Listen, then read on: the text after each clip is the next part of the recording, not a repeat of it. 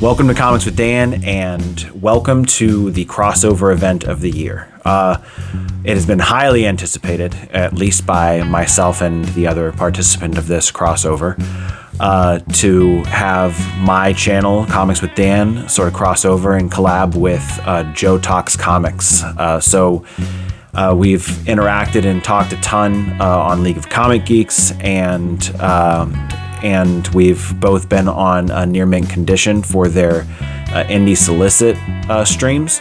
So Joe's a great guy, a lot of fun to talk to, knows comics really well.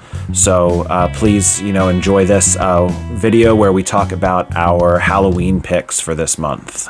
Hello and welcome to Joe Talks Comics with Dan.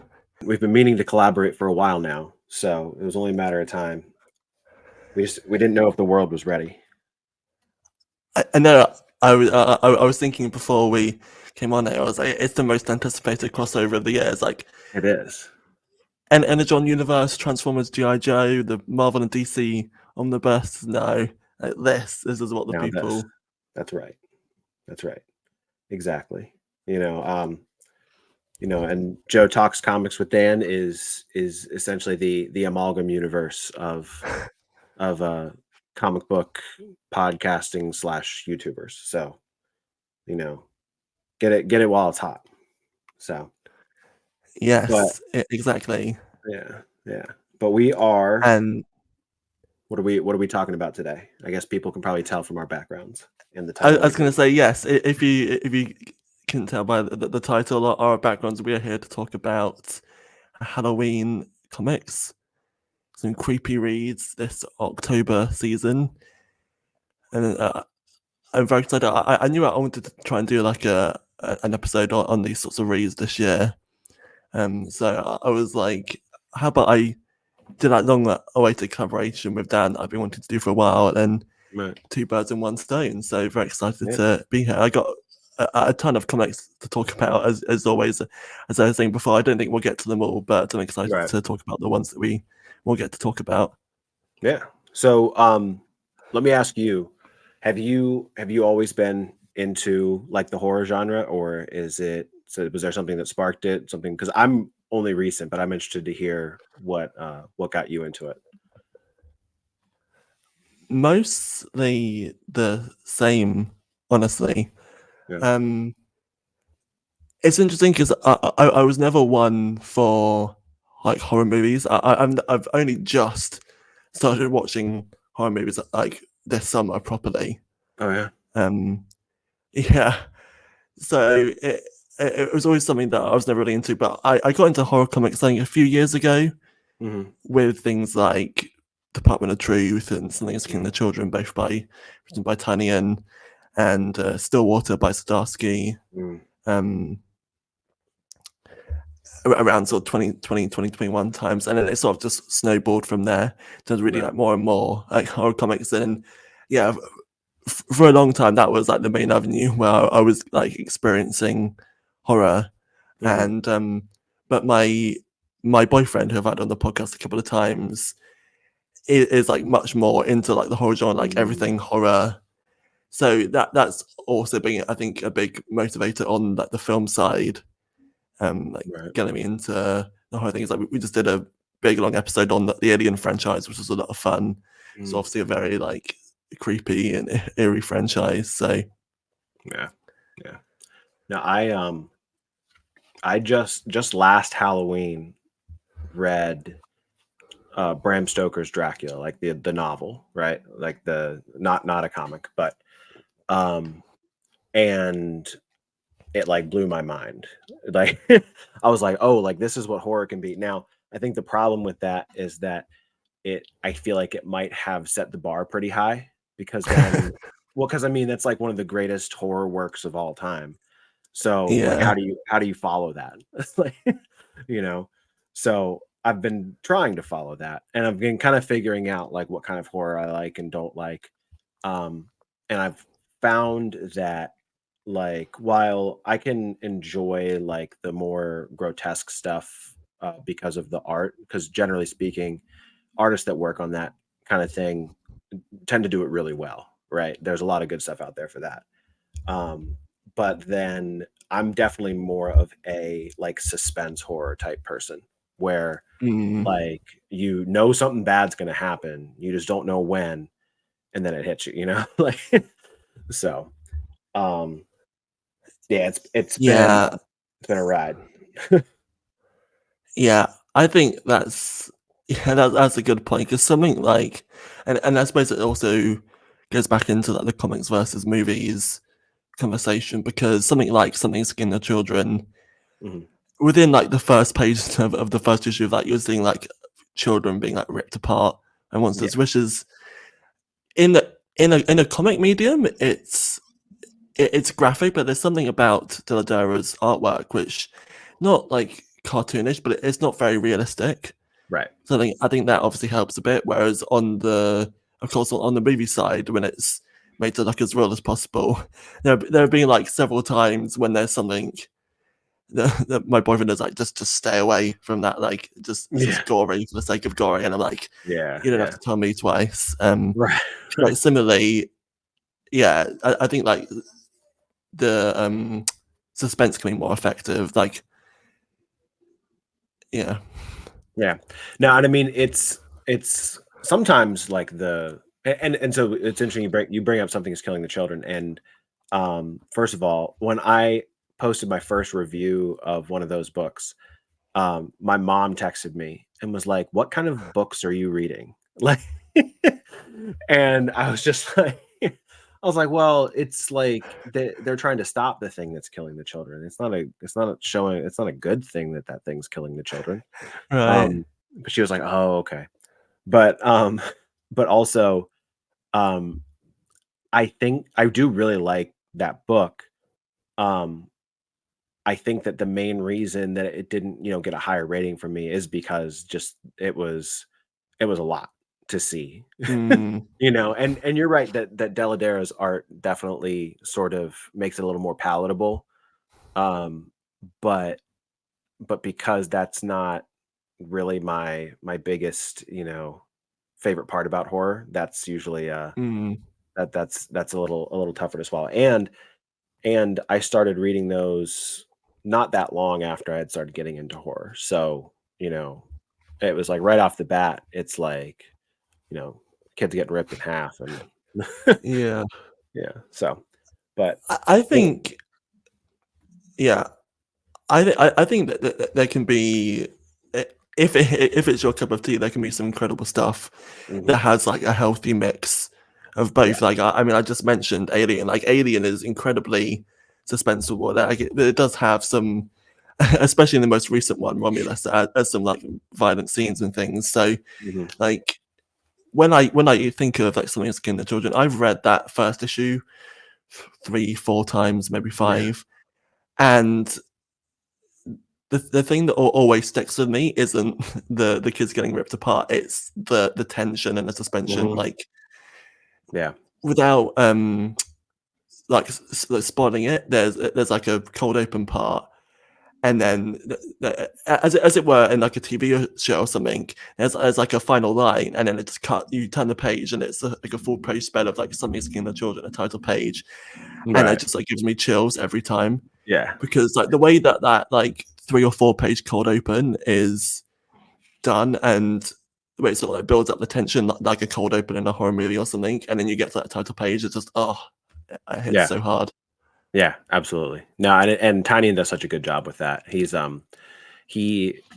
that he does that in a lot of the issues of that series. Now, I Mm. haven't read the whole series. I there's like a middle part that I haven't hit yet. I've gone through the first 4 volumes and then these most recent road stories. So I still need to read sort of I guess the way what volume are they even on?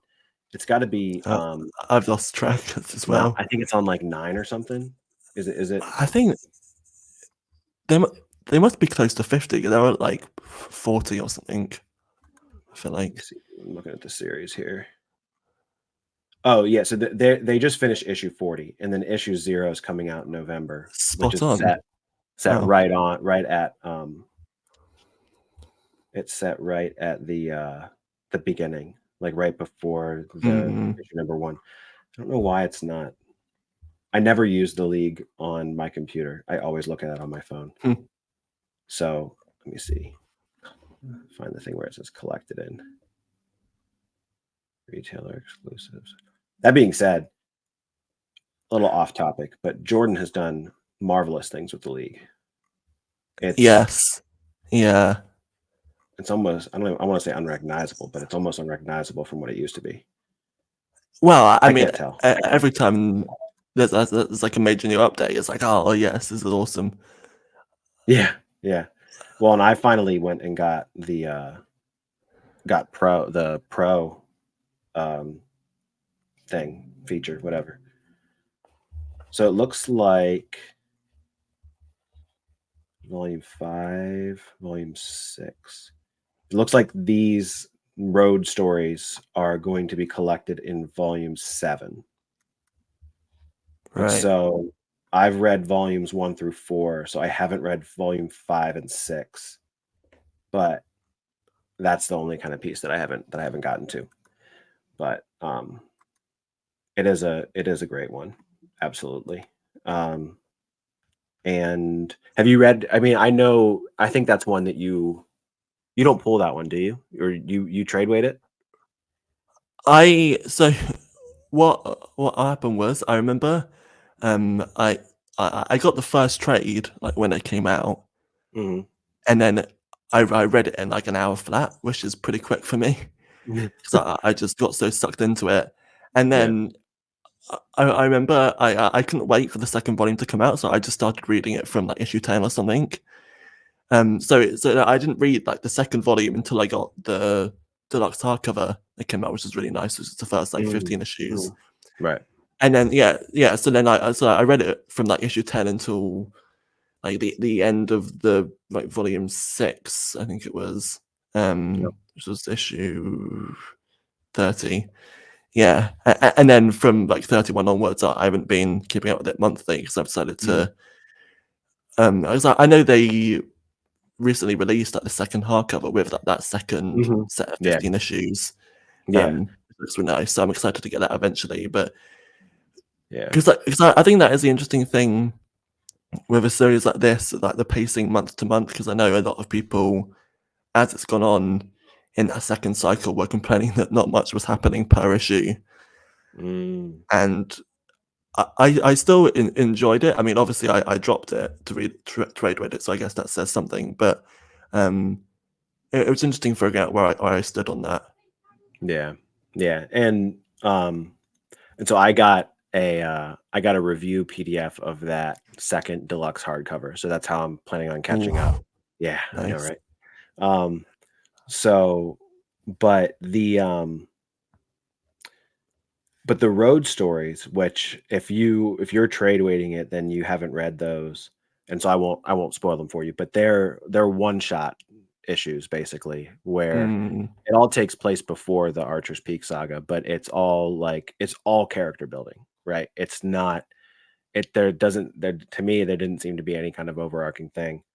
But while some I don't know if I don't have my ratings for them here, but let me see if I can see them. Oh yeah. So like there was I just remember there being one that I just did not care for at all. But the other 4 were really good. So but it does concern me a little bit that if you were saying that that second sort of round, like after Archer's Peak, they people were worried about there not being a lot happening in each issue. mm, That's not fixed in these latest issues either. And then there's issue 0 coming in November and nothing solicited after that. So mm. I don't know if it's done. I don't know if Tynion doesn't know what to do with it.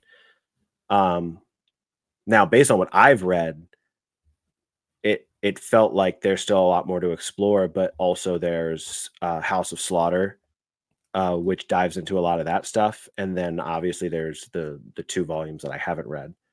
So I don't know if you feel like based on what you've read, that there's still a lot left in the tank there, or you think maybe it might be coming to a close? I think I would have to read that final volume of that second cycle to properly determine that. I mean, maybe that wouldn't tell me anything, but it's tough because when reading like the first 2/3 of that second cycle, there wasn't necessarily any like long-term direction to it. Like there was, I mean, I'm sort of assuming that everything that was set up there that I read was mostly resolved by the end of the arc, and if not, then I suppose that's where it could lead on to. But it seemed like it was its own like second singular unit of story if I moved on from Archer's Peak. So I'd be interested to find out, because especially to read that second hardcover and I guess both find out how it ends and also find out how those first 2/3 read in one go rather than monthly. Yeah. Yeah. And I mean, regardless of if it's going somewhere, not going somewhere, if it's done, whatever. Um, how many comics make it?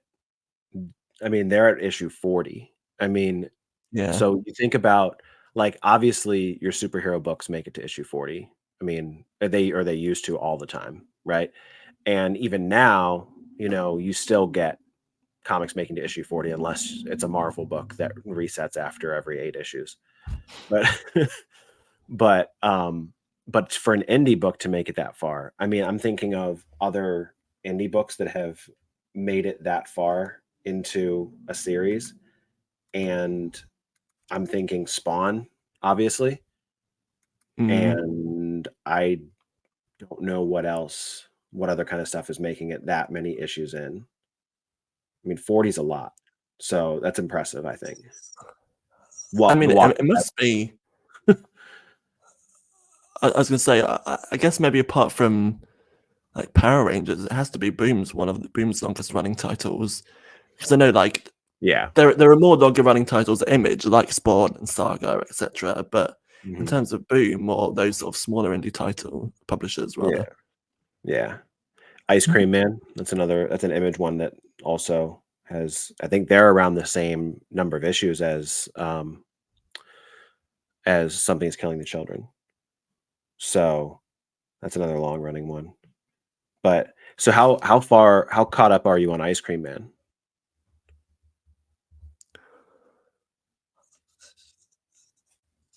So I had one more question about Something That's Killing Oh. Children. Yeah. Let's hear it.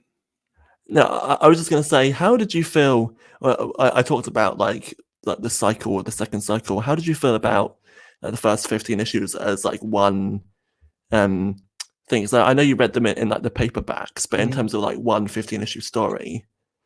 I I thought it was good. I mean, I think it left enough open um for there to be more, but Mm, I didn't feel like, I mean, I think so the first 15 issues is the first 3 volumes. So then I did read volume 4, and I don't know why I didn't go on to 5, um but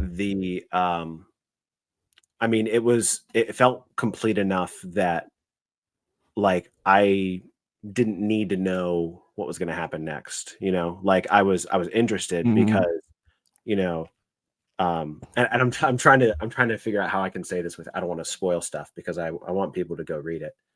um but essentially the group that Erica is a part of, the potential for there being corruption in that group opens up a lot of doors, right? So mm. that sort of, to me, is what that next story should be about. But I thought the first was well done.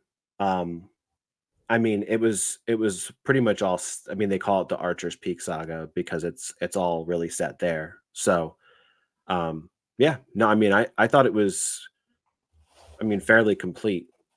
With definitely enough left over to keep people interested and keep them going to the next one. So, did you feel the same, or were you?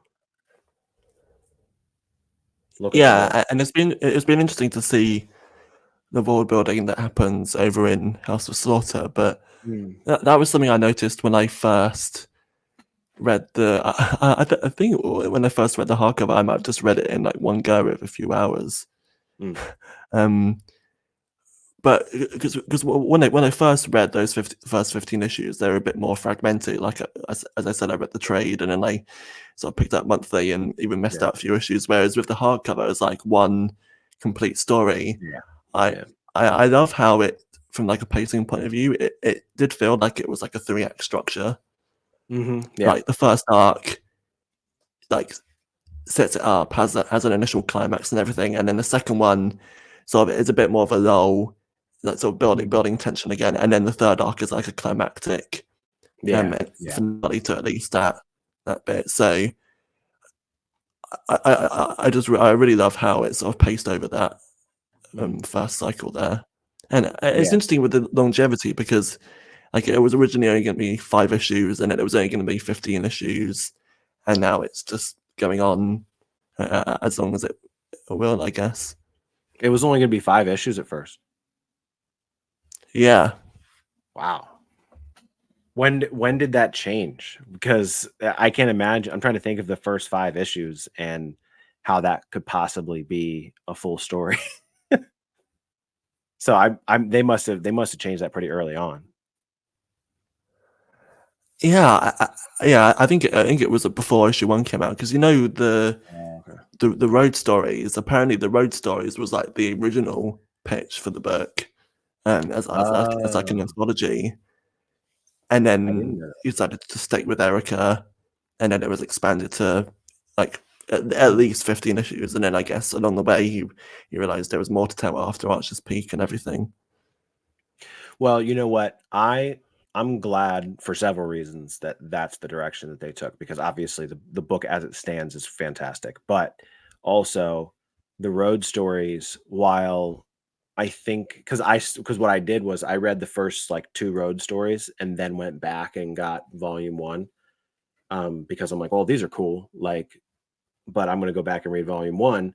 And then I like the road stories even more because it's fleshing out the character that you see in the Archer's Peak saga. So it's and I'm going to be honest, like looking at Erica Slaughter, like that character without any context does not seem like a character that I would like.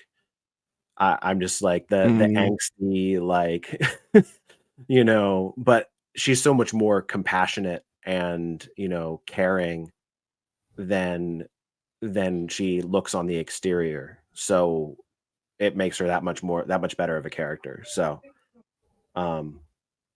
yeah, but and I was just looking because I was curious. The league has a raw issue 1 of Something Is Killing the Children valued at $330, which is wild.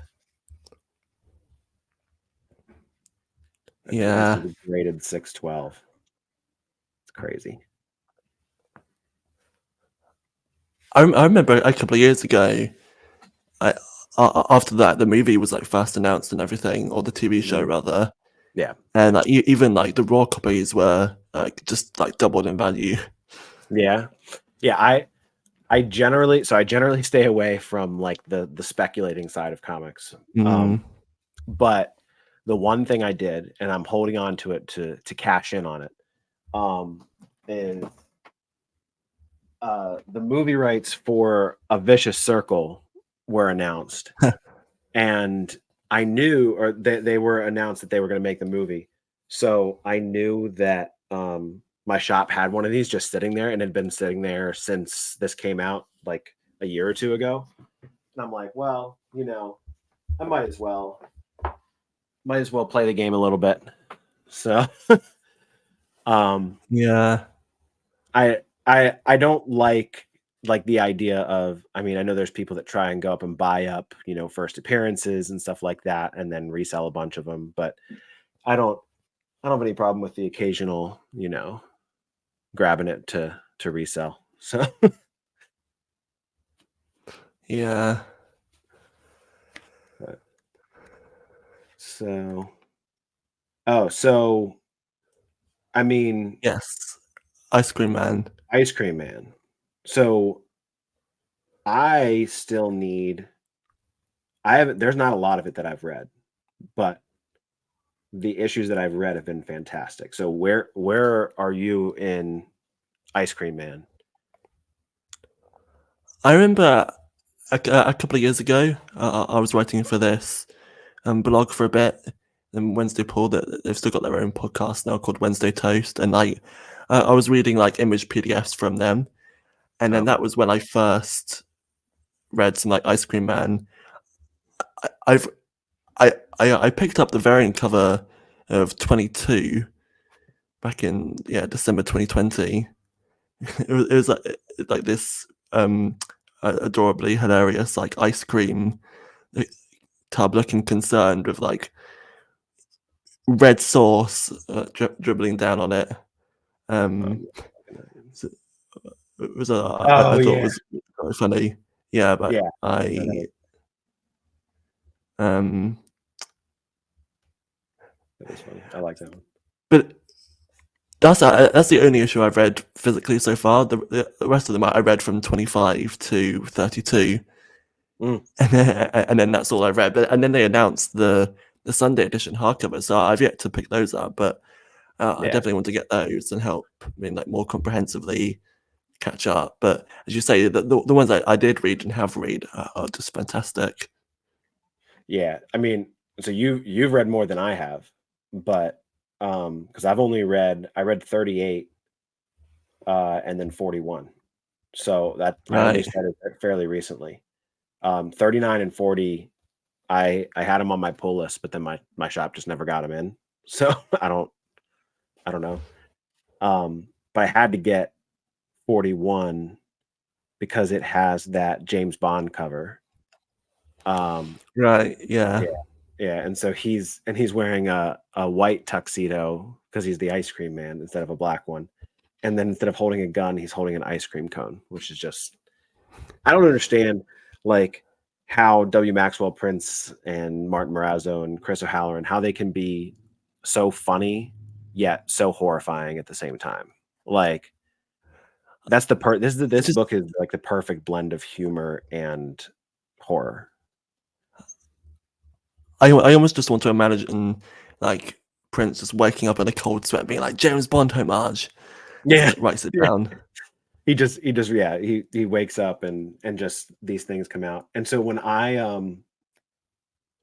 reviewed 41, I'm gonna pull up the first thing that I said about it because it was oh they really just let W. Maxwell Prince and Martin Morazzo do whatever they want and they should because they're awesome. That's how my review of that started. Um, and so not Yeah. only is the cover an homage, but the issue. Did you read 41 or no? You said you read to 32. No. Yeah. So I haven't read that yet. Okay, yeah. So the issue itself is like spy related. So it's a good story. It's just a good story in general, but then obviously they put their horror twist on it. So yeah, so I mean that and then Morazzo and O'Halloran have such a distinguishable style. You can't Mm, see their art and not know it's them. And even if like there have been times where, I was still very, new to Ice Cream Man or hadn't read anything yet, but I knew I was like, "Oh, those look like the Ice Cream Man guys." Like like that's what that looks like.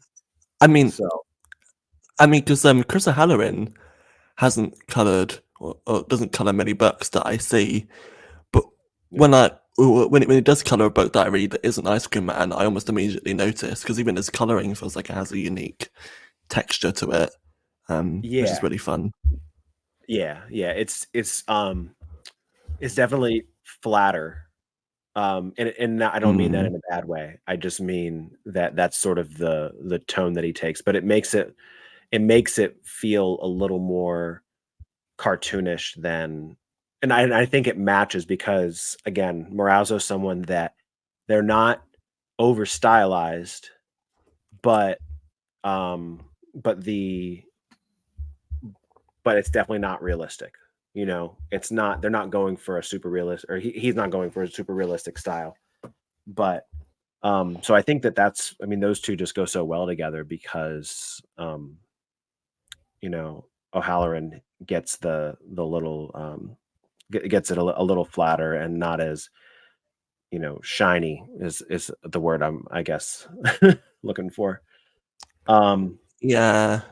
Yeah. So no, I mean that's Ice Cream Man's such a good one. And that's another one. And again, like and everybody watching this is gonna think that I'm some big comic speculator, but Ice Cream Man #1, an issue of that goes for $130. And so the only reason I bring these up, right, is because Ice Cream Man is a series that I would consider like collecting single issues of, just because each one's a one shot, you know, or possibly a two-parter. There's no way I'm ever going to buy Ice Cream Man #1 for $130. Like that's just not happening. So yeah, but it's a good one. And speaking of perfect segues, um, the Martin Morazzo and Chris O'Halloran did a story in Hello Darkness #3, which Oh, yeah. just came out. It was repulsive. It was gross. I was telling, I probably, you might have heard it in the Dan Waters interview. 'Cause he was Yeah, saying I was that, gonna say. yeah, he was saying the last book that made his skin crawl was Lovesick, but the last one for me was, which I will never read Lovesick, by the way. I know that's on your list, but I can't do that. I can't and I won't. You know, you know what's funny? I added it to the list after Dan said that on your interview because I was Yeah. listening to it earlier. I was like, ah, yes. Yeah, Oof. there's not enough money in the world. I'm never reading that. That looks so far out of my comfort zone. Uh, I yeah. yeah. I always I always get I always do this when I want to talk about Lovesick. I always get lost for words. Because I read like all 7 issues of that as it was coming out, Yeah. and enjoyed them isn't even the right word, but Right. I appreciated and I liked like the craft of it and everything. And Right. I remember my go-to comment about Lovesick was like every issue be like, "This is the most disturbing thing I've ever read." 5 Right. stars. 5-star. Right. Es- Right. es- uh, Especially because like the first few issues are disturbing, but then Yeah. like from like the second arc onwards, from like, issue 4 onwards, it just goes, and Right. it's wild. It's absolutely not the faint of heart at all. But if you want something a bit messed up, a bit Yeah. creepy, well, and that's also the thing about aside from Lovesick, I would like recommend seeking out like Luana Viccio's variant covers or her artwork in general because it's gorgeous. Like it's such a the phrase I use is like sickeningly sweet style. So Yeah. like when if it was there are some artists where like if they had drawn Lovesick, then I probably would not have read it because it's like if Yeah. it was done like to be as like gross as possible, but there's something about Viccio's artwork which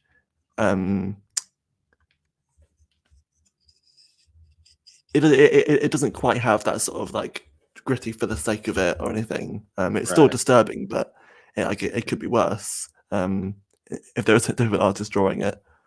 Right. Right. Now I was just looking. She did some Rogue Sun covers. That's what it was.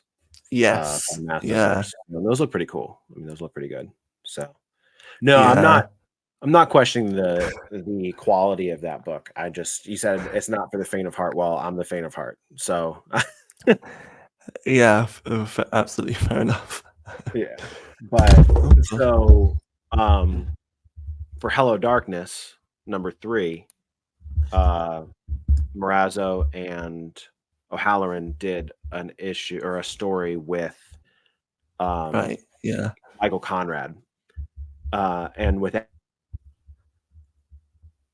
without spoiling it entirely, it has to do with something called mukbang, which I learned is people that read or that people that eat just like tons of food on like live streams. Oh. Yeah, I'd never heard of that. But it goes far. And so far, I'm trying to think about issue number 1. Steve Orlando had a story about a guy that had a hand sewn onto his stomach in order for it to be preserved for someone else to then use it. So he had it sewn onto his stomach. It stayed there, and then it was like someone would then take it off of him and give it to someone to use that needed a new hand. Right. Which is like crazy, but also it was disturbing. So far, I'm trying to think if there was one in issue number 2 that really grossed me out. But at least 1 and 3 have had them. But the cool thing about issue number 2 of Hello Darkness was that it was focused on cartoonists. So they did, Right. the people, all these people wrote and illustrated these stories. So it was really cool because there was a Wes Craig one story, which I know you've been enjoying, Kaya, and I actually read volume 1 of Kaya because of your reviews on it, and I also enjoyed it. But Nice. and you can it's funny because Craig gets very political in his story in Hello Darkness. It has to do with these corporate leaders and this cult, like kidnapping these corporate leaders and doing what cults do. But you can kind of see, now that I look back on it, it does seem like there is a very like, I don't know if I want to say anti-authority is the right word, theme to Kaya, but sort of. I mean, there's sort of a theme of like anti-authority and rebellion, but it's interesting to see that carry over into Craig's other work. But then the very best story that I read, it was called Stargazers, and it was written and illustrated by Frederick Horning. And I had never heard of him, and he hasn't done a ton, but now I follow him on Twitter, and I don't know if you've seen me repost any of his art or not, but he's phenomenal. He has this pulpy old school style, and it's just absolutely gorgeous. And so I mean, I repost his art on Twitter pretty frequently because he'll just put out, like, he did a really great Venom recently. But his story in Hello Darkness was it was basically just like a fight between a vampire and a werewolf. Like, there wasn't a ton of like narrative and story, but it was just, and it just looked so classic. It looked awesome. But I think that it depends on how they collect Hello Darkness, though, in terms of if you should get the collected edition or not. Because I mean, you're not pulling that one, right? No, but Yeah. it's tempting with things like Hello Darkness and the EC Comics revival. Yeah. Like just like flicking through them, but I haven't dived into any of them yet. Yeah. The EC Comics. So it's funny because they did those Hello Darkness, and EC Comics or Oni Press came out with their new EC Comics right at the same time, or really close to the same time. And so I don't know. I'm sure a lot of folks pulled both, you know, but they did feel really different. And but I thought that they both started out pretty well. What's strange though is that I've kept up with Hello Darkness, but I haven't kept up with Epitaphs from the Abyss. I only read issue 1 of that, and it's not that I didn't like it. I just there's only so much time to read, but Yeah. so but it is interesting because I don't know how they're going to collect these. Um, I would think that I hope that they put some like effort into it, right? And don't just slap one issue on top of another and then bind it together and send it off. But Epitaphs from the Abyss doesn't have like continuing stories, I don't think. So it it doesn't nothing carries over from one issue to the other, whereas Hello Darkness has some stuff that will. Um, so because there's a something is killing the children story in Hello Darkness. Um, but so far it's only been an issue 1 and 3. So hopefully they collect it nicely for that. I'm trying to see if they have like collected things. Yeah, it's always weird with anthologies how they collect them, because I know like DC's had anthologies over the past 2 years, like not like the specials, like the Batman books that are anthologies, and they collect them in Yeah, specific ways. right. Well, like And they're just what was it? Batman the Brave and the Bold. yeah. Uh, that Well, 'cause they had one. Oh, go the ahead. King and Gerard story, yeah. Yeah, yeah, that's what I was thinking because they did a collected edition of just that story, right? Mm. Or something like that. I thought. And then like I think like the precursor to Brave and the Bold, Urban Legends, for the first trailer of that, I remember they just did like a couple of the stories, a couple of the like 6-issue stories. So Yeah, and that's what gets tricky is that if you trade weight things, then they might not collect the story that you like, you know. So then, well, I think I, s- I suppose like I think sometimes if it's a precursor to a series, then they just collect it with that trade. that's true. Because I know sometimes they use those anthologies for like prologue to series and things as pilots or Right, whatever. But right. Yeah. Yeah.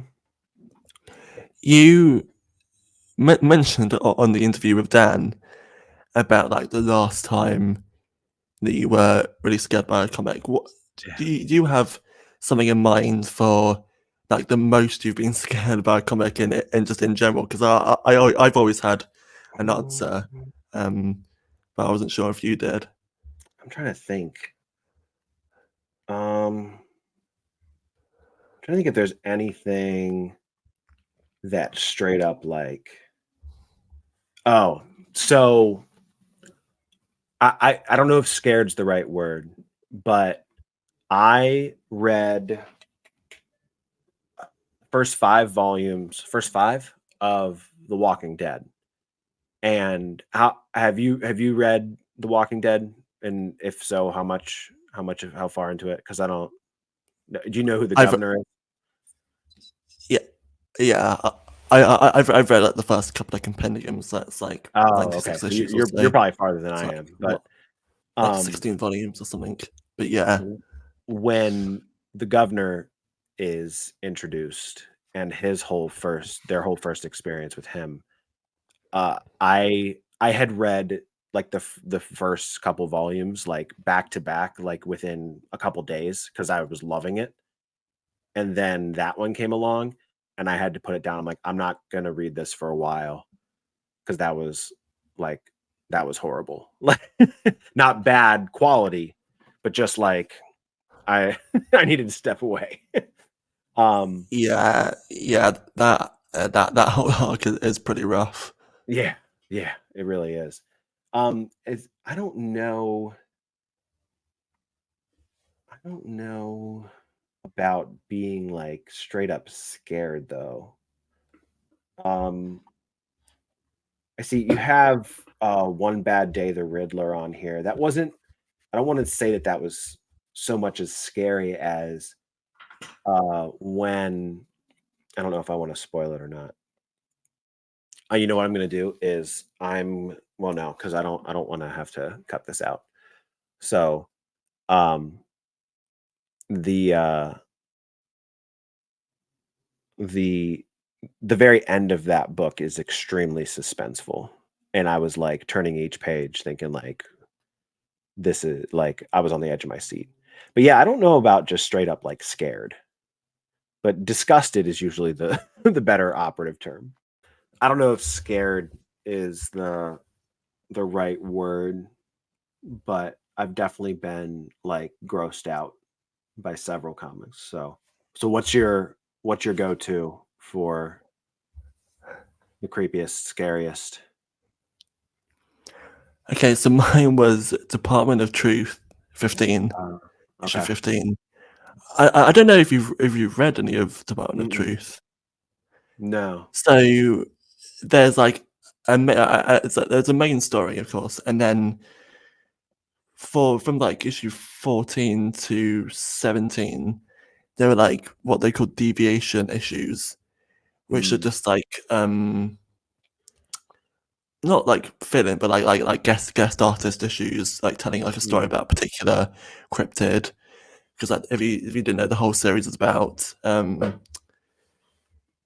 the power of like faith, like, and like imagining something and actually like bringing it to life in the real world. So like people imagining UFOs and they appear, mm, and so like it focuses a lot on like cryptids and monsters and things. right. And so issue 15 is the Mothman issue, Ah, and like the artwork by David Romero is so chilling because yeah. it's like it's like murky and eerie, and the atmosphere because it's like semi-realistic, Right. um, and and just like there are like page turns and issue would just like sent me like chills.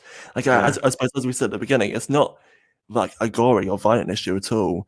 It's just like entirely built off like suspense and Right. tension, and the way that that issue is sort of done through like the narration and the like the imagery, and it's just sort of very like carefully and like delicately like built up with like the tension and the um yeah it was just such like a chilling issue.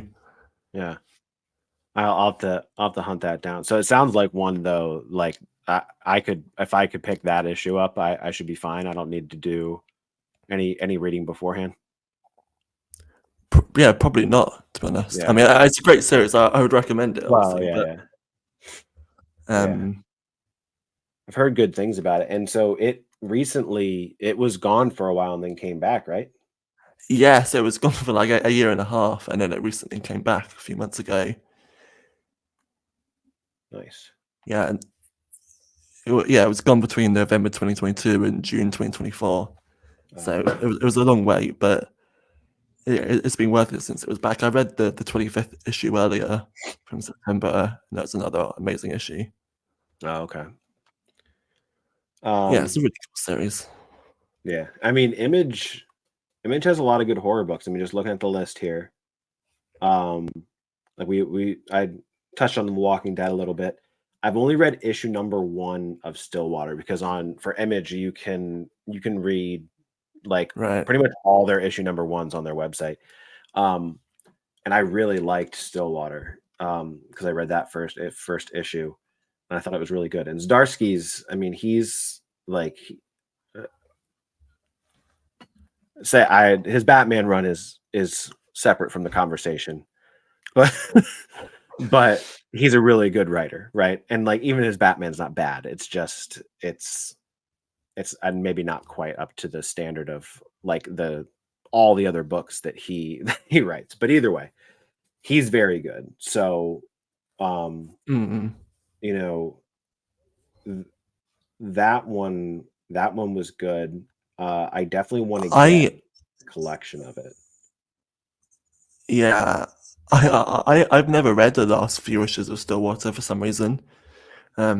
Got to 18, But so yeah. what I did read, I loved it. It's a great like. I mean, again, we keep talking about like tension over Mhm. gore. It's a great sort of like Black Mirror kind of um series. Like it's got sort of well, so the premise is it's a town where nobody dies, Right. and Yeah. there's an outsider that goes there, Hmm. and it's sort of just all sort of unraveled from there. It was I remember it was my introduction to Ramon Perez's artwork, and I think it's like a more like grounded style, Hmm. which works nicely for the series. Yeah. Yeah. No, I mean, it's truthfully, I think that some of the best horror books are, maybe even just some of the best comics in general, are ones where the concept is very simple, but Mhm. then it leaves room for the creators to work, you know? Because I mean, you just described Stillwater as a series in a few sentences, and Mhm. we know what it's about now, you know? Um, and so I think sometimes, comics can get convoluted with continuity and stuff like that. So things like that, even something is killing the children, right? I mean, it's, although I guess I can't describe it too much now without spoiling it, but there's monsters out there killing children, and Erica's trying to stop them. Like, that's the Yeah. simple version of it. There's more to it, though. It gets a little more complicated. I guess Stillwater probably does too, um, but yeah, I mean, Image has a ton of stuff. Uh,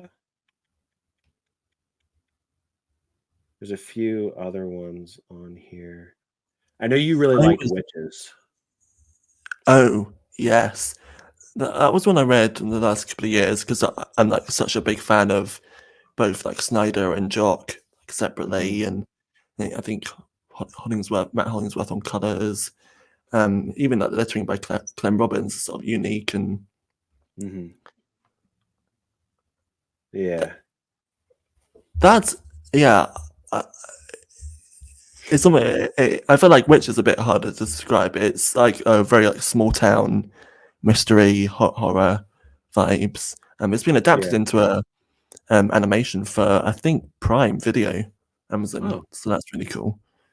Um, but yeah, again, like the eeriness of Jock's artwork works really nicely. mhm. It's sort of stylized in a like a rich and vibrant and creepy way. Yeah, yeah. I haven't gotten into that one yet, but it's definitely interesting because I do like Snyder, and I think what I've seen of Jock's artwork I like. Although I'm drawing a blank on books that I've read that he's the artist. So, um, but I I mean, mean, I was gonna say, I mean, speaking of like their collaborations, I also had Batman Black Mirror on the list, which I know lots of people love as like a Batman Dick Grayson story. Also yeah, got Francesco Francavilla on artwork. yeah. You know, that's probably there was I think there's a thread on the league at one point where it was like, what's one story that you don't want to admit that you've never read? And like as a Batman fan, like that, it's probably that. I've never read Black Mirror. I just haven't gotten around to it. It's not even that I don't. Mm, I think what the problem is I have until fairly recently, like a little earlier this year, I've avoided um Dick Grayson Batman just because I want to read stuff leading up to it. right. To get it all in one. I just don't I don't like Grant Morrison's Batman, which is gonna sound crazy. But his Batman RIP is um is pretty good, but then the stuff after that uh is is less so, in my opinion. Um I don't know. I mean, Morrison's a good writer, but it's just it can get convoluted and a little Yeah. I guess over my head. But I did like because he did Batman and Robin with was it Frank Quietly? I Uh think so. yeah. With Dick and Damien. Yes, yeah. So I did read that. Yeah. So I should get to Black Mirror soon, but you said Jock was on that. Yeah, it's split between Jock and Francesco Francavilla, Okay. It which is looks quite like he cool. might have done All-Star Batman, not the infamous what's it called? Not the infamous All Frank Star Miller Batman and one. Robin. Yeah, not that Yeah, one. It looks yeah. I no, he think did different variants for it. well, I was going to say because I think they recently put out a deluxe edition for that Snyder's All Star Batman. I think there was lots of artists working on that. I need to pick up that deluxe edition. That we Yeah. wanted to read that series for years. Yeah. Have you But go ahead. have you read Snyder Capullo's Batman? Any of it? Yes, I have. Yeah. I have. These were some of my first collected. I don't know if you can see that with the. No, you can't. I'm gonna hold it right here. Maybe you can see it. There we go. Almost. Yeah. So we almost got it. These were some of my first collected editions where I've got volumes 1 and 2, Court of Owls and City of Owls. Yeah, that one. And it's interesting because at first I wouldn't have necessarily thought of it like, let's think of horror comics, but then the more I think about it, like, it is really creepy. It's pretty scary. Like that's the thing that I loved about Death of the Family. Oh, Yeah. geez. Because like I just love how like when Snyder does that like Joker story with Capullo and it just like goes up to 11, it feels so like claustrophobic and creepy and chilling, and Yeah. it just follows that like then and they're not holding back, which is really fun. Like especially coming off maybe it was because Court of Owls was so overhyped for me. But like I liked it, but I liked the run more and more as it went on. So like I mean, apart of that, I definitely need to like reread the run someday and reevaluate Court of Owls and everything. But yeah, because I thought Death of the Family was such a fun storyline, and then for me it got even better with like 0 Year, and so I know maybe a bit of a hot take, but. No, Especially people got like back half of the run, but I loved it as well. Yeah, I haven't. I don't know how far into it I got. So that's funny because I was thinking about I gave issue number 13 of Snyder and Capullo's Batman, which is the one where Joker's wearing his mask, and that's the extent of where I will go with what his mask is. My entire review of it on the League was just, this was super uncomfortable, and I think that's what they were going for, just terrifying. And I was for a while there, I was trying to do age recommendations on my reviews. Oh. My age, it says I have age recommendation, no one. Oh man, because that was, I mean, so it's funny because you said that when they just crank it up to 11, because yeah, like Court of Owls is like 8.5 in terms of like how like scary and intense it is, right? Like it's up there, but it's you can be fine with it. And then all of a sudden, Joker does that, and it's at 11. Oh, like, especially like a moment towards the end of the storyline, which is like a fake out towards the end with like masks. I was like, with all the family, I was like, chills. Like, that was. I just love how like as well like the scale of the different storylines in that run. Like Court of Owls has moments of claustrophobia in its own way, but it is still more expansive, whereas like Death of the Family is so like contained and enclosed and so like especially claustrophobic. Yeah. No, It's definitely good. I don't And know. Mhm. I'm trying to figure out. I don't know how far into it I got. I definitely read Death of the Family. So what comes after that one? Zero Year. I think I started Zero Year, but I don't think I've gone all the way through it. But and I don't know if do you have ollies over there in the UK?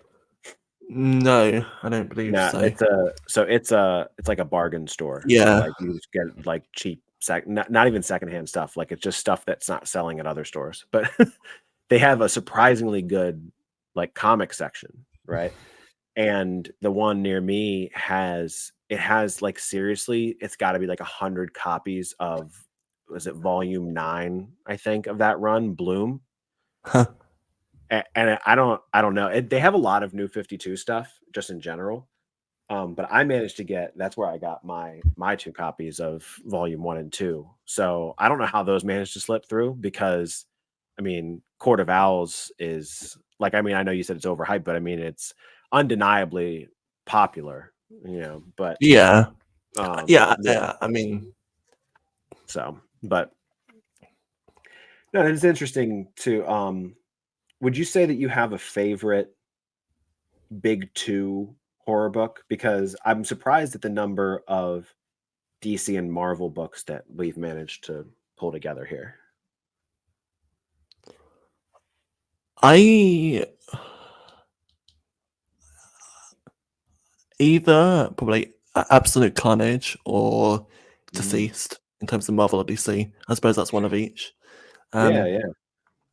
So tell me about I feel like Absolute Carnage, because I no. was I was just thinking because Mm, that's one that because this is probably like the third or fourth time I've talked to you about event interruptions for Miles Morales, but that was one of them, right? Didn't his book get interrupted with Absolute Carnage, I think. or am I thinking of something different? Actually, yeah. Well, maybe his like previous run got interrupted. Oh, I was Maybe there was because I there was can't another remember. Carnage event recently. I thought Oh, it was yeah, Carnage Reigns. I think the that's it. current run That's got it. interrupted So by. those are different. Okay, so I don't know anything Yes, about Absolute Carnage then. So let's hear it. yeah. So Absolute Carnage is part of the um Donny Cates and Ryan Stegman Venom run. It was like the first big event, the first big climax to come out of that because they were building up things with Carnage. Mm-hmm. And if and I have thoughts about like the comparisons between Absolute Carnage and King of Black, Okay. which I might feel differently when I revisit the omnibus and revisit the run, but there's something about Absolute Carnage that has like a genuine gravitas to it Mm-hmm. in terms of like how Carnage is portrayed because like his design like first of all is so creepy. It's Mm-hmm. more like skeleton like with like the symbiote sort of like wrapping around the skeleton with like the really vibrant red. So he already looks more like monstrous and less human, I suppose. Mm-hmm. But then, even when the story is sort of very like dark, atmospheric artwork, and it's just like generally, I don't. I think it was one of my first like events that I actually read. Mm-hmm. Partly because I was reading the Venom Run, partly because I thought it really cool and I wanted to read it. And it's just I think it's such like a thrilling and entertaining event. I think it's probably scarier than something like King of Black, which I think leans more into Yeah. the summer blockbuster kind of event, Yeah. which I do also love. But I think at the moment anyway, I think I do prefer Absolute Carnage because I think it's more self-contained almost because like it builds off the Venom run at up to that point, and Mm-hmm. the ending sort of tees up the second half of their run. But whereas like King of Black is sort of like the big conclusion because Absolute Carnage is sort of like the midpoint. It has those like important story elements, but it is also just generally fun. Yeah. Um, and yeah, the way that it like incorporates other characters as well is really cool to see. Like when you're sort of reading an event crossover, and it's like, oh, it's Spider-Man showing up, and so and so showing up, and how it feels like it sort of delivers on the scale. Because I think sometimes, especially with like Marvel events, I find like I read like Blood Hunt this year, which I suppose might have qualified for this list, even though it was a summer event. Like I enjoyed it as like a cool like vampires event. It's just good fun. But when reading the main series, as much as I enjoyed it, I could definitely tell that I'm only getting like 10% of the story. Yeah.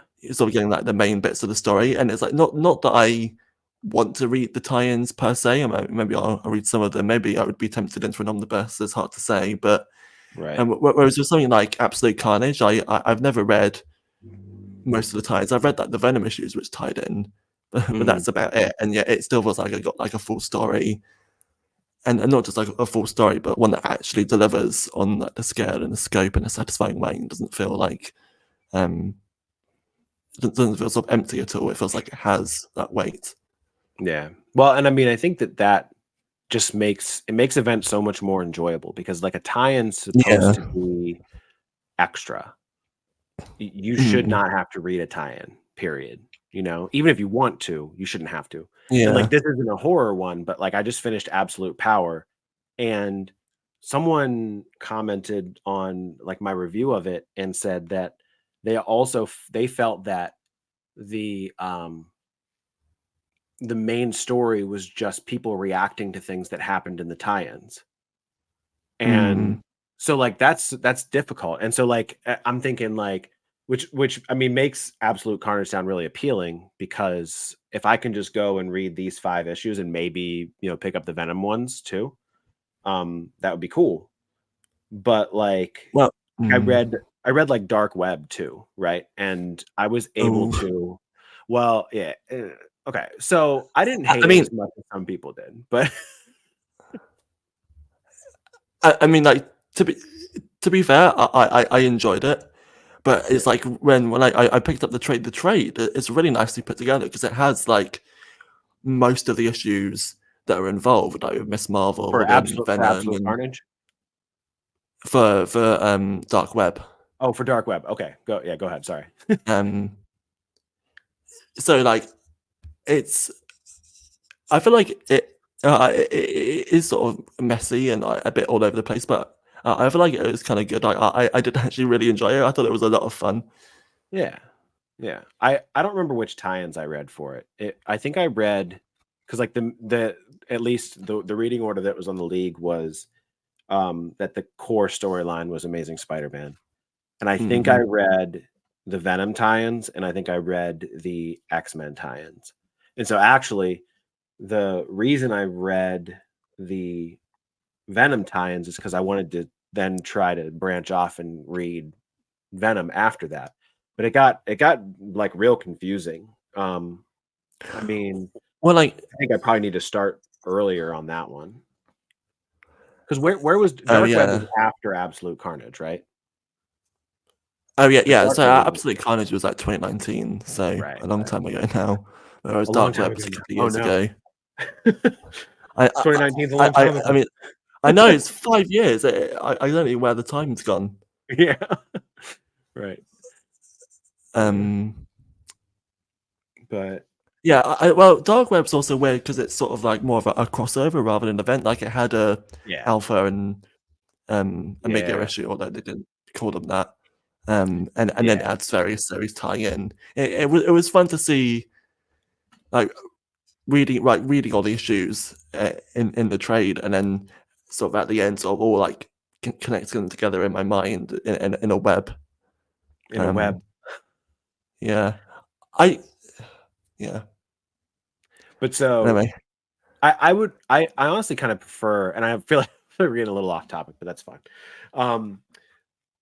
I think that's kind of a better way to do events, is to make it like a multiple series crossover. Because if you think about like I really like I really liked like Death of Superman back in like I didn't read it in the 90s, but that was a crossover. There weren't specific Death of Superman books. It was like the 4 different Superman books, taking turns telling their part of the story. And then more recently, like Gang War, right? Right. Where and so I was like really pleasantly surprised that how well the Miles Morales issues worked themselves into that story. Same. Yeah, yeah. I mean, I thought it was really well done, and it still felt like partially like because you want to know like what these other characters are doing like during the event, but you also if Mhm. like a story's going on, you don't want it to be interrupted either. So Well, because I mean, Gang War was another one where I'd be inclined to read like all of the tie-ins because I read the Miles issues as they came out and enjoyed them, and then a mhm, couple of months ago, I read like the ASM issues because I was reading through the Wells run, mhm, and the the ASM side is like the main part of it, but it's also focused on like a more like specific thing. So I was like, mhm. I enjoyed this, but I could tell I was missing a bit of the scale of it, the scope of it. But Yeah, I thought it yeah, was yeah, still good. Um, yeah. well, and also that's the interesting thing when it comes to like events because like King in Black was more of like a standard Marvel crossover where it like actually interrupted books and everything, Mm, yeah. whereas Absolute Carnage, apart from like Venom, and I think that was one of the only series that actually, well, it wasn't even interrupted because it was the same creative team. But it's like instead of actually interrupting the Miles Morales book, they had like a Miles Morales, Absolute Carnage Miles Morales series, and like Yeah. Absolute Carnage Immortal Hulk. Also, I also think it is like a kind of convenient way of doing it that Yeah. sort of gives people the time without interrupting the series. But so did they publish Absolute Carnage, Miles Morales, and Miles Morales in the same month, or did it like take a break like Night Terrors? No, it's like I think they were just still going on at the same time. Oh, okay. Yeah. I I mean, think. so and so that was another thing, because speaking of events and we're talking about horror comics, I can't believe we didn't put Night Terrors on here. Did you read any of Night Terrors? I didn't read Night Terrors, but I know Oh. that you enjoyed it, which is cool to hear. Yeah, so what I would No. say is, and I don't know how they collected it, but the main storyline was 4 issues, and I thought that I didn't feel like I was missing a bunch of stuff when I read that. Um, because like the real action is like happening in that main story, and the tie-ins are, well, you know, Joker's asleep. Mm, He's having this nightmare, and this is what his nightmare is. So, mm, um, on one hand, if you want your tie-ins to weigh heavily on the outcome of the event, then the Night Terrors is probably not it because it's all literally just side stories. But they were all like, and all the ones that I read were pretty good. And the main Night Terror story was pretty good. I was surprised at how much I liked it. But the whole thing where they halted all DC, like pretty much all DC books except for Night Terrors for 2 months. like 2 months into the new initiative as well, into the new Yeah, relaunch. yeah, It- yeah. in I the mean, middle of the summer, the horror event in the middle of the summer. yeah. I mean, I just like I don't know why they did it that way. Now, I was looking at this recently, um, because I had written that bit on like Dawn of DC is over, so what did it do right? What didn't it do right? Oh That sort of yeah. thing. And Night Terrors was I talked about Night Terrors in there because like I mean, like you said, a couple months in and you're halting all the books, like that seems a little crazy. But if you think about which books suffered the most from that because they were so early on in their runs, it was Green Arrow and Superman, which were at issues 3 and 5, and those are both Joshua Williamson books, and this was a Joshua Williamson event. So, it's and then I mentioned that to Dan Waters the other day too. So, Yeah. it I was don't think like wasn't uh there like Green Lantern and maybe Oh, you know Titans. what? Green Also, Lantern like might only have a couple been. of issues in. Green Lantern might have only been a couple in. I'm gonna look at that because that's a good point too. Because I know like books like Batman was I well think yeah, underway. like yeah, Batman. I think it just like deliberately finished the story arc in time for Right. the break, so that was a Right. bit more natural. Yeah. I also heard though, and I might be wrong, but I heard that the Green Lantern Night Terrors issues like tied into the main story a little bit somehow. I'm not sure how, but I haven't read that run, but that sounds familiar. yeah, you're right. Green Lantern was at issue number 2. I forgot about that one. That's wild. 2 issues in, and let's pause it for an event. Yeah, it was something. But overall, it was a pretty good event. Now, you had said Deceased, which is not one that I've read. I, I want to because I don't hate Tom Taylor. But I think that his biggest strength is in alternate universe, like where he can do whatever he wants, right? Because you have Dark Knights of Steel, you have Injustice, mm, right? And now, or not now, but we have Deceased, which I've heard is very good. From what I remember, I enjoyed Deceased then. Obviously, I don't remember it all that well if I don't even remember if I read it or not. But yeah,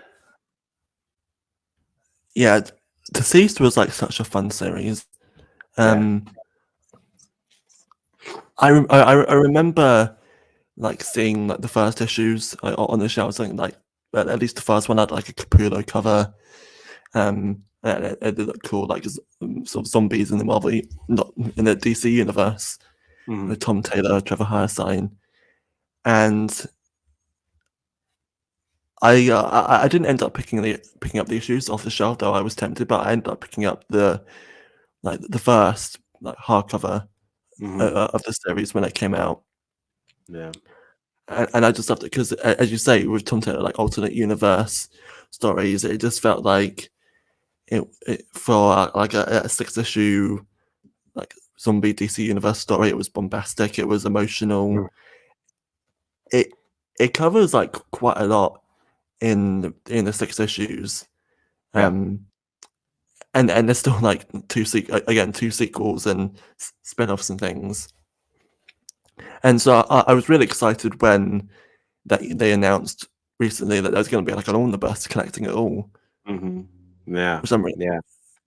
That'd be a because good one to get. well, yeah, because I only read the first series. I Right. think I might have read the first couple of issues of the second series, but like past a certain point, I was deliberately holding out for an omnibus, all this time, just to like Right. read it all. Right. So and the artwork by Hassin, it sort of has that more like rougher, sort of like grittier, grungier style, which works nicely for more like creepier tale. Right. Yeah. And I mean, so I don't know. Oh, so I guess if I'm gonna do the same thing, where if I pick one Marvel and one DC, I'd probably go with Craven's Last Hunt and Saga of the Swamp Thing, which are both very. I think that they're very similar and very different at the same time.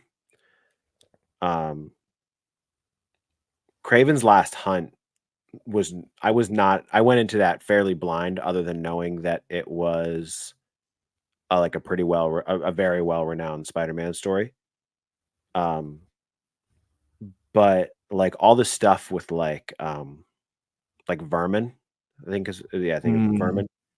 Like that's that like Dracula-esque horror that I like, like the monster, right?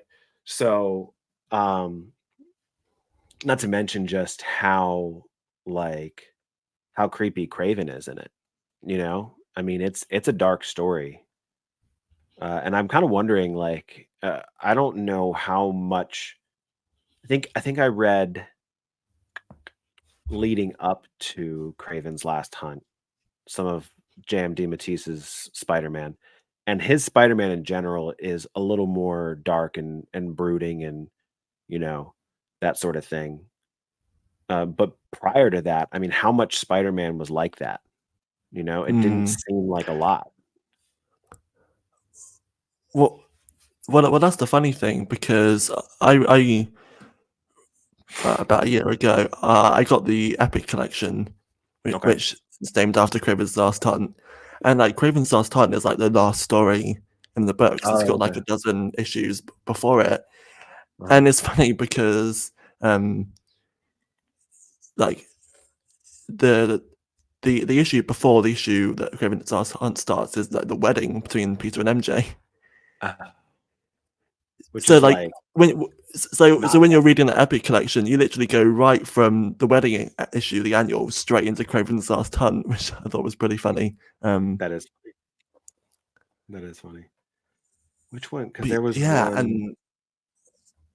and that was my first time reading it as well a few months ago, and I loved it. Your first time you read Craven's Last Hunt for the first time a few months ago. Yeah, I Oh, know. nice. That's sweet. No, that's awesome. Honestly, I think that was the first Spider-Man book I read, which which is crazy because like you might think because I wouldn't recommend that to be your first Spider-Man book. Um because it does not at all reflect what Spider-Man books are usually like. But I had watched I had watched the Sam Raimi movies, the Tobey Maguire movies, and I had watched the animated series from the 90s. So like I knew enough about Spider-Man that I knew that this wasn't the status quo for him.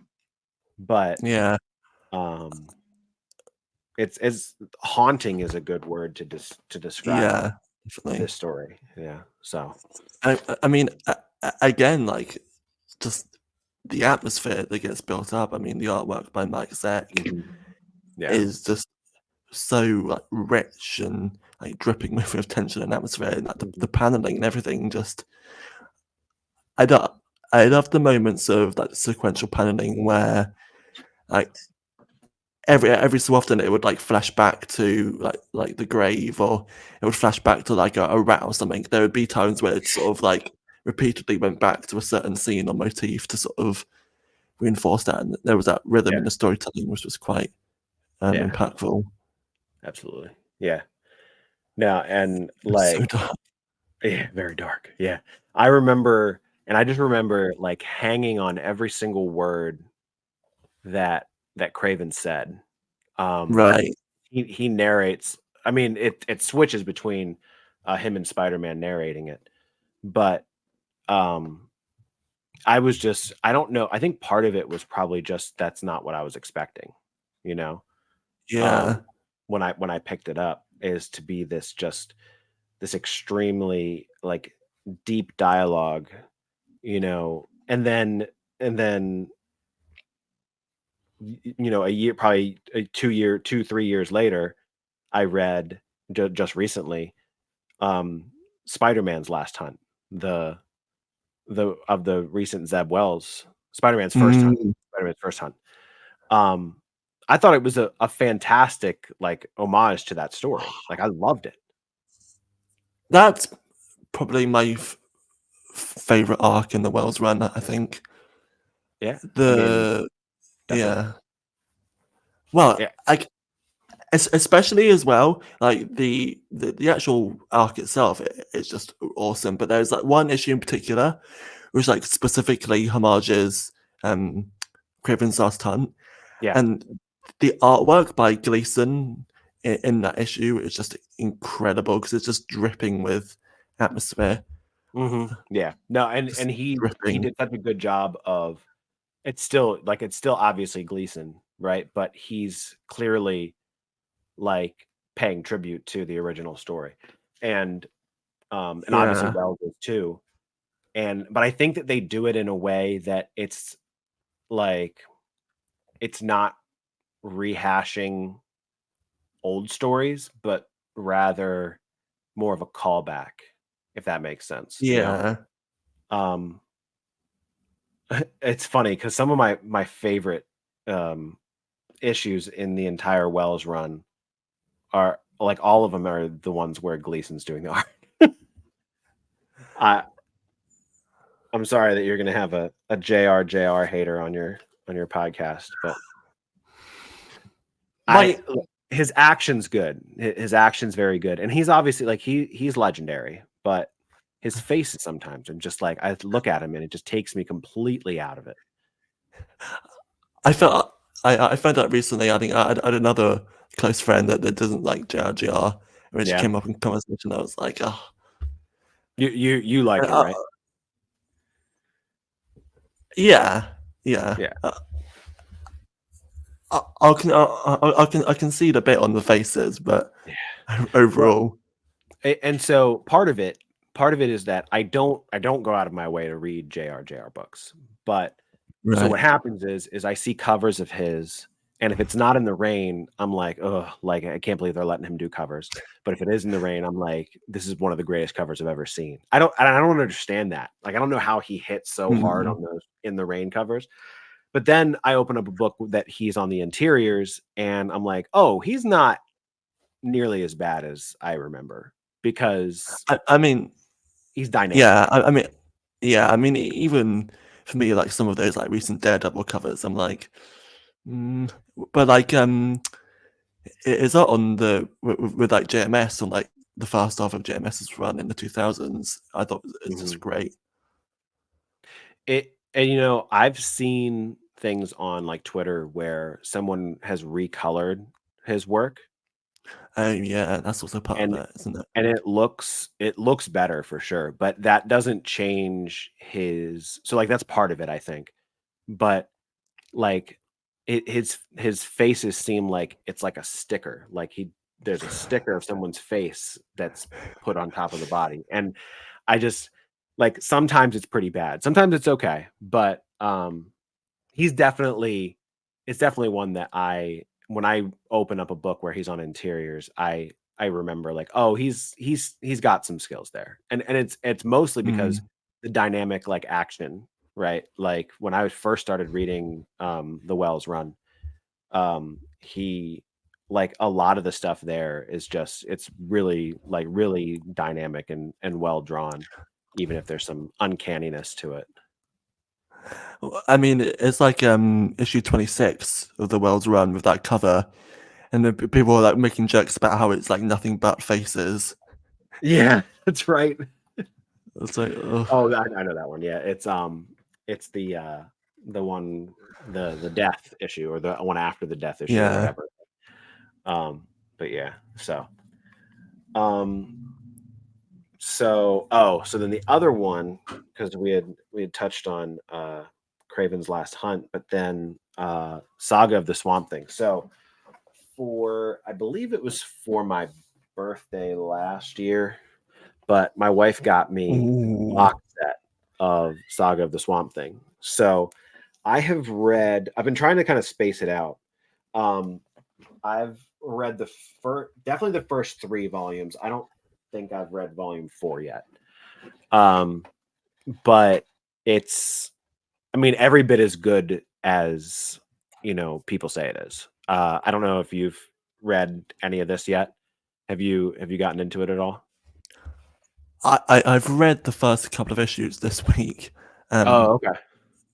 Because I wanted to at least read like the anatomy lesson. Yeah. Oh man. I was always tempted by the box set, but I never got around to it. And then a few months ago, I just ended up buying the first trade anyway. Well, it's funny because I was very surprised that she got it for me because I was like, I hadn't even thought about it as even like a possibility, but she said she found like a really good deal on it and stuff. So that was exciting. Well, also it was also one of those series where I was almost considering like waiting for an omnibus or something, which they haven't done yet. But then, yeah, I know there's all the drama about like the coloring, and I think the Yeah. trades have the original coloring. So I was like, I believe they do. yeah, I might Yeah. stick with the trades. Yeah. It was one where I had been wanting to read it for a while, but I was reading mostly digital at the time. And so I did not want to read. I started reading the first issue digitally, and I was like, "There's no way that this is going to be as impactful on a screen as it would be in print." So I stopped like before I even finished the first issue, and I was like, I have to read this in print." Um, but it's just, yeah, I mean, it's just so well done, and the anatomy lesson one is, I mean, it's like the second issue of Yeah. the run, and it's just one of the absolute best single issues of a comic I've ever read. It's yeah, it was. I mean, what did you think of it when you read it? Do you think it's overhyped, or did you like it? Well, I don't know. It's interesting because like going into it, knowing like the twist, as it were. Yeah, yeah, Um, but he, but even still, it's so impressive to see just like how more builds up like the tension and everything like over the course of like only like 20 pages or so. yeah, And because like I think I'll be completely honest, like Swamp Thing is like only the second thing by Moore I've ever read aside from yeah, Watchmen. It's like I yeah. definitely need to read more of his work. But to like see that same sort of like um either like flowery gives like a negative connotation, but like very like descriptive and poetic. I suppose Mhm. maybe poetic is a better Yeah, word. yeah, Language to like the captions and the narration and how it's built up, and of course that the artwork by I think yeah. Stephen Bissett is really cool. It's so rich and He, everything. yeah, But yeah. yeah, I really No, liked it. yeah. Well, that's good. Yeah.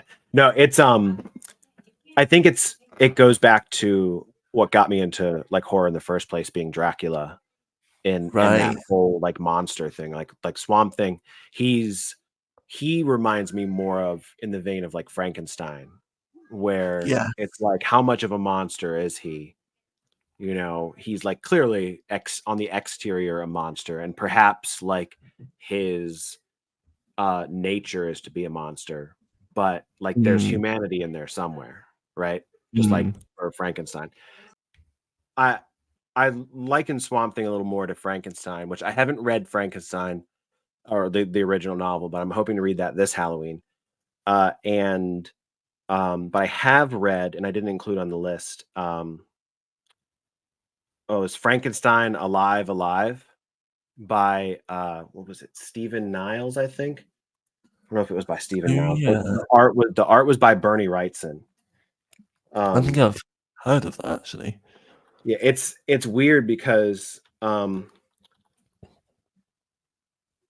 it's like Bernie Wrightson. When did he die? He died like during that series coming out. Um, he died in 2017. Okay, and then that story was coming out in like 2012. Um, in 2012 and like 2014, I think. And then they got somebody to finish it. But it's a really beautiful book. You can actually read it on Amazon, like Comixology, but like free with like the Prime subscription or whatever. And Right. Yeah. it is Stephen Niles. But yeah, so that's a Frankenstein book. But yeah, it goes back to that where like I really like the horror that centers around like a monster, right? Which I'm holding out hope that those Universal Monsters books that have been coming out, Tinian did the Dracula one, Oh Rom yeah. V, yeah, Rom V's doing Creature from the Black Lagoon, With I Dan think. Waters, Yeah, yeah. And there's a Frankenstein one of that too. I don't know who's doing that one. Michael Walsh. Oh, there you go. Um, Yeah, I'm hoping that they do like a box set of those. That would be Oh ideal. yeah, that would be cool actually. Yeah. It's really cool that you bring up that Frankenstein comparison because I hadn't thought of that, but I think that's quite an apt comparison. I remember Frankenstein was like one of those books. Like sometimes when you read like books in English in school, it's sort of easy to be like, and sort of not be into it. But Frankenstein was one of those that I like genuinely enjoyed. Yeah. When I read it for school, and I love how I think especially in like the anatomy lesson, and that I'm sure it's similar as it goes on with like the colouring by Tatiana Wood and everything, where it is so like vibrant. You see like all that the detail of every part of him with all that the vegetation, and it feels so maybe tactile and tangible and sort of. And I think I suppose that's part of why like the colouring is so important as well because there's a certain like classic feel to it where even like if it was the same sort of script was drawn today and it had like a more like glossy feel, even I mean I'm sure there would be some horror artists that could do it, but if you think like the discourse on like the GRGR colouring and everything, Yeah. there's a certain like creepy and eerie sort of like classic horror vibe, which I mean, and like the paperbacks and things have like the nice sort of more matte paper and everything, so it feels like such like a satisfying read. So I can definitely see Yeah. the appeal there. Yeah. I think that like even though I own the paperbacks, I would probably consider splurging for like an absolute edition Mm, because like imagine like seeing that oversized would probably just be fantastic. mm, But as long as they keep the coloring the same, mm.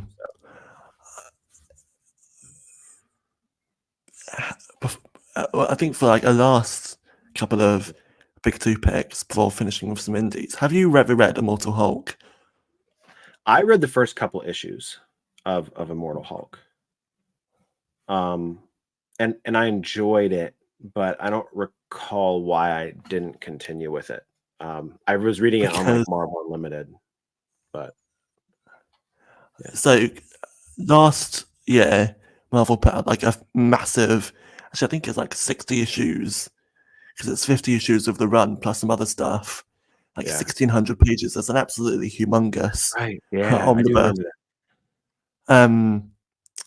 And so I read that earlier in the year. It took me like a couple of months, and it was my first ever time reading after hearing so much about it, and I absolutely loved it. It's such a like sprawling epic tale over the 50 issues. Most of it drawn by Joe Bennett and all of it written by Al Ewing. Yeah. Yeah. And in terms of like horror superhero comics, I think it's probably up there for most people. I mean, I talked about right at the beginning how much I loved the first issue of Something's Akin to Children, and I think Immortal Hulk also like sets the tone really nicely. Like it's a really creepy first issue. The first few issues are sort of more standalone, and then it quickly like sprawls out into like a long ongoing storyline. And there's so many just creepy moments, and I mean the body horror of Joe Bennett, and it's so like disturbing to look at, and like the coloring throughout is so like sickly, and there's something about like the texture of his artwork which makes it so disturbing to look at. Yeah. Yeah, it's definitely something that you just sort of like I suppose like commit time to with like 50 issues, and Yeah. but it's definitely worth it. Like just going through the whole thing when you can. Well, yeah, and just I mean, 1,600 pages. Let's see. That's wild. I'm trying to find. Has to be one of the biggest omnibus. It's got to be right. I mean, I think there are a couple of others that are the same sort of. For some reason, like Squirrel Girl is like Yeah. the same of thing, or Avengers vs X-Men. Was it difficult to read with it being that giant? I have a like book stand, which I always love, which helps immensely. I should get one of those. But then even so, like I'm sure that you could like work it out, like put it on a cushion or something. I know. Yeah. I don't know. I mean, I definitely get those complaints, but at the same time, I think it's if you're going to be an omnibus collector, is maybe in my opinion worth investing in a book stand because it's so easy to just prop them up on that. Especially for these like, it's not as bad for the smaller ones, but like for a 1600 page. Yeah. Well, so like this is my biggest one, which is the Batman Adventures omnibus. Oh, And yeah. so that's about 1200 pages. So even bigger than this, the Hulk one is that's wild. Well, and also I've had my eye on monster-sized Hellboy for a while since it that came one's out. even bigger, isn't I it? wasn't willing to read Hellboy. But the thing is, it's like what 12, 13, 1400 pages, and it is the size of a Dark Horse Library edition, which is the size of an Absolute, more or less. So it's like maybe 1500 pages, and it's yeah, oversized. so maybe almost as long as a Mortal Hulk, but like absolute size, which I think would just be insane. But maybe someday. I'm gonna have to go look at because I'm sure that Omar did a video on that on a near mint condition. I'll have to go see About monster-sized Hellboy. Monster-sized Hellboy. I'm actually I'm thinking that I might have seen his video on that already, but Well, yeah, because he does like size comparisons and things. It's always fun. It's always funny how perspective works, like just in a video. Because like if there isn't something to compare, then you don't necessarily notice, and you see it next to like a single issue. Yeah, and I do have to get going. Absolutely no. I mean, we've been talking for a while, so it's Close to 2 understandable. hours. Yeah, Yeah, it's plenty of time. But yeah, thank you for glad we arranged this. This was a lot of fun. Yeah, no, I had a blast. I think we should do this more often, even if it's quick, short little stuff that we can do like on a monthly basis. Not every time we talk comics doesn't have to be 2 hours, but Well, although I'm sure it would turn into 2 hours every time anyway. True. Yeah. Even like a a tight 1 hour show could be fun. Like Joe talks comics with Dan Power Hour. I don't know. Yeah, the power. I would like that. Yeah, no, I think that's a good idea. Yeah, we'll have to talk about it. Yeah, absolutely. But all right, well, thanks to everyone who is watching. Well, not watching now, but you know what I mean. Thanks to everyone for watching the video. And tune in more for the Power Hour when that comes out. So, all right, man. Well, I appreciate it. Hopefully you enjoyed that. I had a lot of fun making the video, and definitely be on the lookout for more Joe Talks Comics with Dan videos in the future. Make sure you like the video, make sure that you subscribe, check out my other videos here, and thank you for watching.